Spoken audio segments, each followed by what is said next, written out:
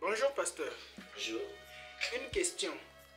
À quel moment peut-on régler un péché à la chair? Voilà, donc comment peut-on régler un péché au niveau de l'Église? Bon, je sais que non, c'est devenu un peu une situation que tout le monde remarque aujourd'hui, parce que quand il y a un petit problème, les gens vont directement à la chair. En fait, la chair n'est pas un endroit où l'on devrait s'amuser. La Bible dit ceci. Si je prends par exemple le livre de Matthieu 18, dans le livre de Matthieu 18, qu'est-ce que la Bible dit? La Bible dit que, excusez-moi, je disais que la Bible nous dit dans le livre de Matthieu 18, verset 14, ou encore verset 15, si ton frère a péché, va et réponds-le entre toi et lui seul. S'il t'écoute, tu as gagné ton frère. Mais s'il ne t'écoute pas, prends avec toi une ou deux personnes afin que toute l'affaire se règle sur la déclaration de 2 ou de 3 témoins. S'il refuse de les écouter, dis-le à l'église. Et s'il refuse aussi d'écouter l'église, qu'il soit pour toi comme un païen et un publicain. Donc vous voyez que non, il y a une manière de faire que la Bible nous montre. En réalité, si quelqu'un pêche et que vous êtes au courant de ce péché, vous partez vous-même vers cette personne, vous parlez à cette personne. Vous n'avez pas le droit de dire à qui que ce soit, même pas au pasteur. Vous n'êtes pas obligé. Ça concerne vous et cette personne. Vous n'avez pas besoin de le faire. Tout ça. Quand vous faites le contraire, Dieu ne vous bénit pas. Maintenant, si vous trouvez que non, cette personne, on dit que non, bon, frère, tu es en train de prendre la drogue, la parole de Dieu ne nous permet pas cela, tu devais arrêter, c'est pas bien. Si la personne vous écoute, vous priez pour la personne et ça passe. Mais si la personne dit que non, vous n'avez rien à me dire, la Bible dit, vous prenez une autre personne, ou encore une ou encore 2 autres personnes, vous les prenez, vous parlez à nouveau à cette personne-là. Si la personne, quoi que vous avez pris d'autres témoins, la personne ne veut rien savoir en ce moment, vous allez passer voir l'église, c'est-à-dire vous allez parler à l'église et l'église va donner à la personne le temps de passer. Donc l'église va patienter pendant quelques jours, attendant que cette personne vienne. Parce que c'est quoi? C'est une affaire qui est déjà certainement en train de se répondre partout. Donc la personne doit venir à l'église parce que tu n'as pas écouté le frère, tu n'as pas écouté l'autre témoin, mais tu as voulu t'entêter. Là, vous devez parler. Si la personne là ne veut rien savoir, dans ce moment, vous devez, et la personne doit être considérée maintenant comme un païen. Maintenant, il faut aussi noter que le but de le dire, il y a aussi des gens, par exemple, qui ont fait un péché, mais qui forcément va attirer l'attention des gens. Je prends l'exemple, une sœur qui est dans une église et qui arrive que non, elle est enceinte. Elle est enceinte, c'est quelque chose que tout le monde finira par être au courant de cela. Ces genres de choses demandent d'être réglées au niveau de l'église parce que vous ne pouvez pas cacher la grossesse. Tôt ou tard, cela va se faire voir devant tout le monde. Vous n'allez pas demander à la personne à avorter. Voyez-vous, il faudrait que la personne règle à l'église.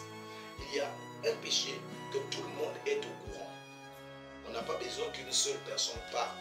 C'est quelque chose, les gens étaient dans le quartier et ils ont vu que monsieur frère Intel a volé le poulet quelque part et le quartier, il y a des dizaines de gens qui sont au courant de cela.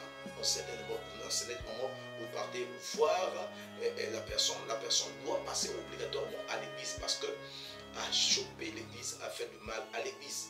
Donc l'honneur de l'église a été mis en jeu. Donc cette personne est censée passer. Maintenant, toutefois, il faut signaler ceci.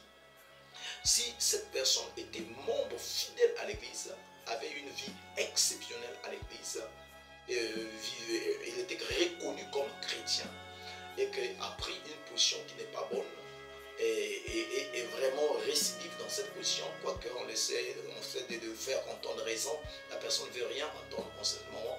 Vous devez, la Bible dit dans le livre de 1 Corinthiens 5, je crois, le livre de 1 Corinthiens 5 dit que ce genre de personnes, qu'est-ce qu'il faut faire?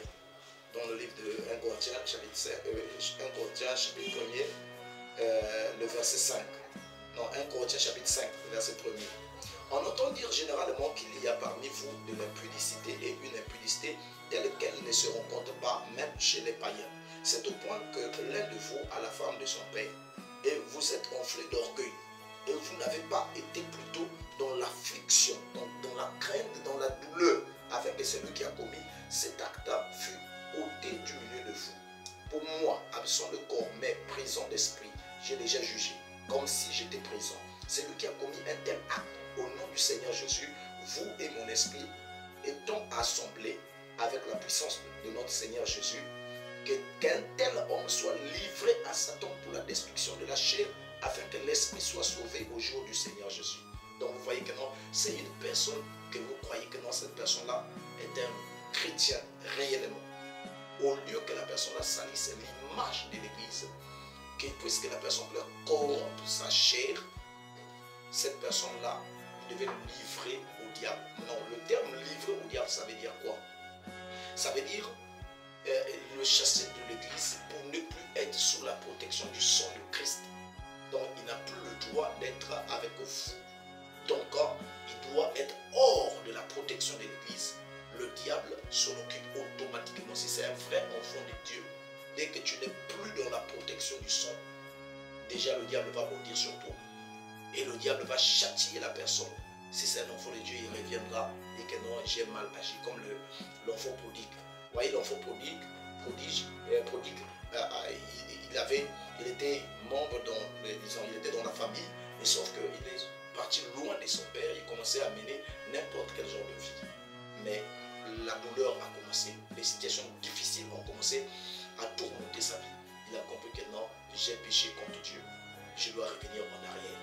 Il est revenu en arrière, il a demandé pardon à son père, il a repris encore sa position comme auparavant. Vous voyez que non, c'est l'attitude des enfants de Dieu qui n'attendent pas que non, vraiment que quelque chose soit publié partout, tout cela avant même l'enfant de Dieu reconnaît ses fautes.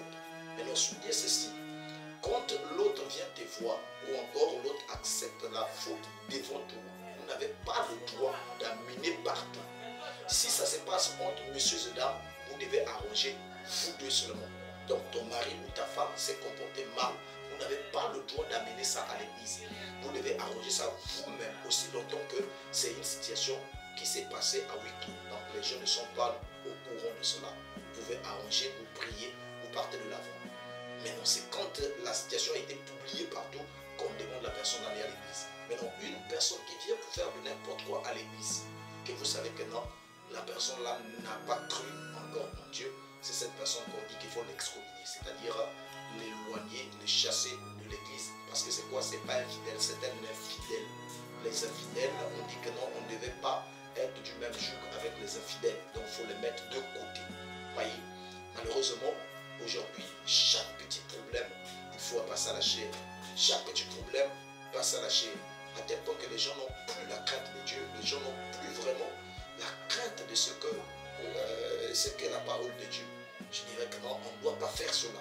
Un petit problème, il y a des problèmes qu'on peut résoudre simplement sans pourtant amener au niveau de la chair. Si la brebis trouve mieux que moi, je suis parti voir le pasteur pour m'aider sur cette situation-là. Vous réglez la situation. Vous allez dire non, il a déjà fait ça 2 fois ou 3 fois. La Bible n'a peut-être pas dit combien de fois pardonnerai-je à mon frère pour le même péché. On dit ce soit 10 fois 7 fois. Donc même si ça s'est passé déjà, il vient encore pardonner ces chrétiens. Vous voyez, s'il n'y a pas que non, bon, il y a le frère là, tout cela. Et quand il s'agit des frères, on fait ça rapidement. Mais quand il s'agit du pasteur lui-même, on ne fait pas ça rapidement. Vous voyez, donc nous ne devons pas avoir cette injustice-là. On ne vient pas à l'église pour anéantir les gens facilement. Je sais, il y a aussi une écriture de 1 Timothée 5, verset 20, que non, il y a des moments où certaines choses, les gens prennent cela, non, celui qui pêche public, il y a des moments où il faut blâmer les gens publics. Oui, ça c'est quand il s'agit de la prédication, je suis en train de prêcher, il y a certains péchés qui demandent à parler ouvertement devant les gens.